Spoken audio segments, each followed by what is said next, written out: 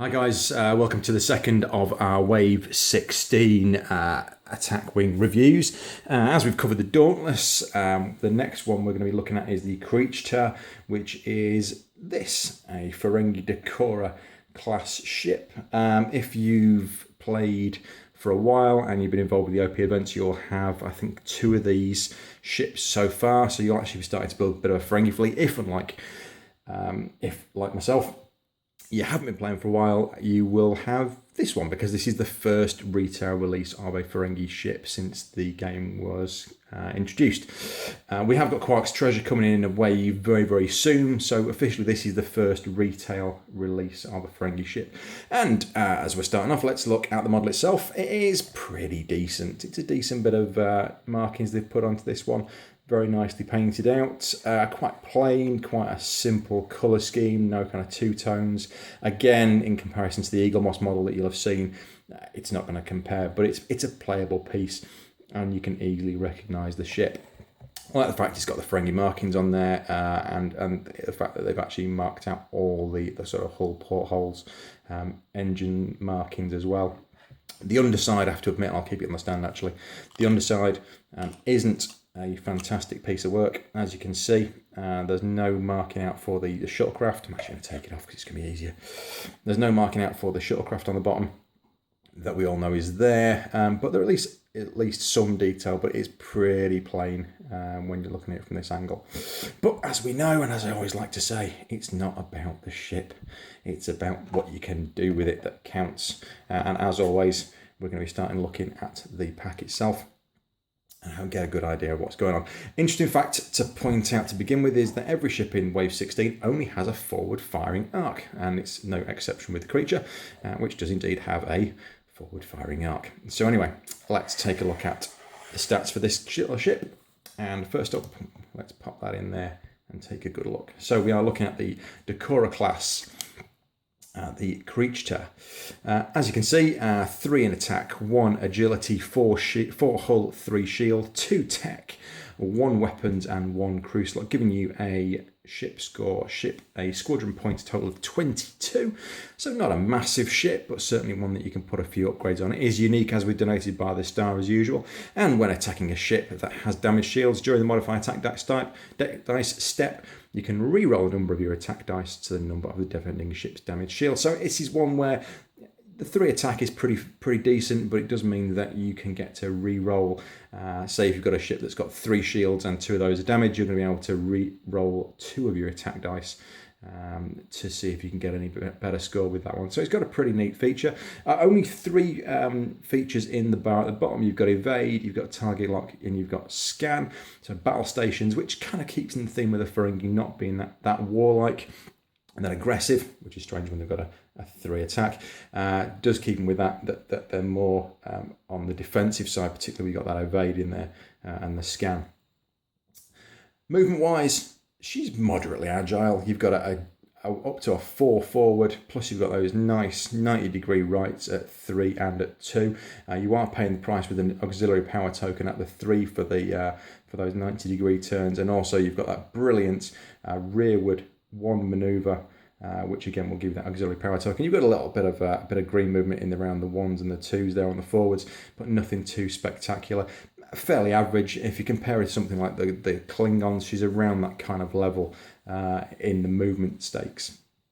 Okay, so let's move on and take a look at the captains we get with that. Just as a side point as well, I will actually just flip out before we go on to that and just show you the generic ship. You are losing a shield on that and one of your tech upgrades for a score of 20, but that's your generic Decora if you are using more than one of these. So as I said, let's move on and take a look at the captains we've got for this game from the Ferengi Marauder. As a note, it is actually heading towards the episode Peak Performance, which is from the 2nd season of Next Generation. You do have the generic captain, as always, with his great 1 captain skill and a score of 0, so you can always put somebody in there if you need to fill out those stats. But the 2 guys that you'll probably be looking at more will be these 2 gentlemen. So we'll start off with Kreechta, who is the captain of the Ferengi Marauder in peak performance. When attacking a ship that has an auxiliary power token, you do gain 1 attack die. I'm not too sure if you're going to use this one very often. Generally, auxiliary power tokens are being picked up from your movements. I'm not a great fan of using auxiliary power tokens because you do lose your action. So Kreechta, while he does give you the elite action, he does give you a captain skill of 4, which is not massive considering that he is the main captain in this pack and a cost of 3 SP. I'm not sure how much I would actually use Kreechta, just because I'm not a great fan of how I would use Kreechta, because I wouldn't see a lot of players wanting to sacrifice auxiliary power tokens and then take an attack with this guy. Does mean your attack on the ship will go up to 4 if you are using him. Tar is actually a character from the first season Next Gen episode, Last Outpost. Classic mistake by the guys at WizKids is that the picture is actually of Latek from that episode, not of Tar, but it does mean that both of the characters you've got on the cards are played by Armin Shimmerman, who's better known as Quark. So Tar, captain skill of 3 at a cost of 2. At the start of the combat phase, if your ship is in the forward firing arc of an enemy ship, you do not have a battle stations token beside your ship. You can place a battle stations token beside your ship, which is really interesting because if you remember back to your ship card, battle stations is of course the one feature you don't have. So this might be a card that you're going to be using more. I would suspect this is actually going to be the one that you would use more than Kreechta. So this one would be my preferred captain because you're getting that effectively a free action to put a battle stations token in there if you are looking to be attacked by another player. Very useful card as a Ferengi captain there. So I'm very inclined to put that one on your ship. Moving on, let's take a look at, where should we go? Let's go for tech upgrades. So you have an option of 3 with this one. You have maximum shields, which is a cost of 4 SP. It is a discard at 4. It's not a great problem. It does mean that you can place 2 additional shield tokens beside your ship when taking damage for 1 round only. If you take damage, you effectively use those as normal as your shields, but you can't attack. And if either of both of these tokens are unused, you've got to discard them at the end phase exactly as you would battle stations or a scan or an evade. So there's nothing unusual about this. It just gives you a little bit more defense. It means that if you've got your shields, you would effectively go up to a 5, or it might be a case you've already taken damage and you're going to put them back up to a 3. It might be a case of that you've got no shields left and you can pop a couple on just to try and reduce some of the effect of the attacks that you're taking. Remember, you've only got 1 dice to defend with. So it may be something, this is going to be a kind of a last-ditch attempt to get it. It harks into the nature of the Ferengi being a lot more defensive and not really being that sort of attacking species that you might want. But there's another few features in here that will certainly play more to their advantages. So the other 2 features that we have with tech are your E-Impulse and Ferengi Probe. Now both of these do come with their own reminder tokens. That's your E-Impulse one. -2 on that. We'll just pop that down there, and you also get this one for your Ferengi Probe, which is about your range combat bonuses being doubled. So I'll just pop that over that way as well. There you go. Okay. So with the Impulse, you discard the card. It's another 4 points. In fact, all of the tech upgrades you can see here are 4 and 4. You disable this card, which is odd because the other ones are discard at 4 at range 1 and 2. Target a ship at 1 and 2 that is not in your forward firing arc and place an auxiliary power token beside that ship. Target ship rolls 2 less attack dice this round. So if you think about it, that might actually play to your Kreechta advantage. So you could use him in conjunction with the Impulse. You're going to give that ship, maybe a ship that's coming at you from the side, pop an auxiliary power token on there, and it might be that you're going to get a chance to hit it later on. Interesting choice there, but it does mean that they actually roll 2 less attack dice this round. Interesting though, they've put 2 defense die on this. And I've just noticed that now, so that's a minor mistake if ever there was one. That's a picture of a defense dice on there, and it clearly says the target ship rolls 2 less attack dice this round. Interesting. Hadn't noticed that. There's one for your WizKids. Remember that one. If we're also looking then to Ferengi Probe, let's just move that one across. Ferengi Probe, if there is a scan token beside a ship, you can maybe disable a card to double your range combat bonuses. So my assumption is, and noting that you can only purchase this for a Ferengi ship, that if you're looking at the range ruler, you've got a +1 on your phasers, and you would have a +1 on your defense at range 3. So I'm suspecting that would mean you'd actually +2 at range 3 on defense dice, and you would +2 on range 1 on your attack dice, which will certainly help you.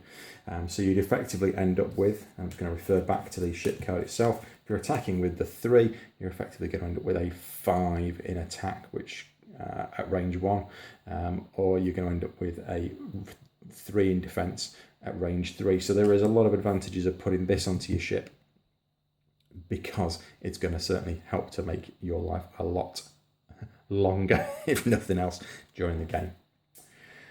Okay. As we said there, we've looked at the tech upgrades, we've looked at the captains, so let's dive into the weapon upgrades. And there are 2 here. There's the generic photon torpedoes, pretty much a standard with every ship. Spend your target lock, disable this card to perform the attack. I know a lot of people who prefer to use that target lock to be able to re-roll the dice. If you're going to be using it in conjunction with, say, the Ferengi probe card, you could then maybe use a target lock and re-roll some of those dice attacks. You'd end up with probably 5 attack dice anyway. You may not necessarily want to use this. There's no note on there. Well, the best thing with the Ferengi Pro one is, of course, you can disable it as well and reuse it, and it only costs 4, whereas the Photon Torpedoes is going to cost you 5. And there's no range on the Ferengi Pro, whereas you can only use this at range 2 and 3. In fact, the Ferengi Pro one is more effective, as we've seen, at range 1. So I know a lot of people who don't necessarily go for that, but it does mean you can convert one of your battle station results into a critical hit. The other one is the missile launchers, which is great because you can disable the card to perform the attack, make 2 attacks against ships in your forward firing arc, roll separate attack dice for each of these, and any critical results would damage the opponent's shields, inflicts damage straight to the hull. So you effectively ignore their shields. So if you were attacking a ship maybe that had a shield of 3 and a hull of 4 and didn't have had 3 shields still, you would just go straight on those 4. Those critical results, you're going to be straight into the critical damage cards and taking some serious points, and also trying to limit what they can do pretty much straight away. So I really like this, and in fact it's 3 and it's at range 1 to 2, which is generally where I end up attacking, is somewhere in that sort of second range. Really nice card. I know it doesn't use a lot of attack dice, but you are going to hopefully get straight through to the shields and cause them some problems.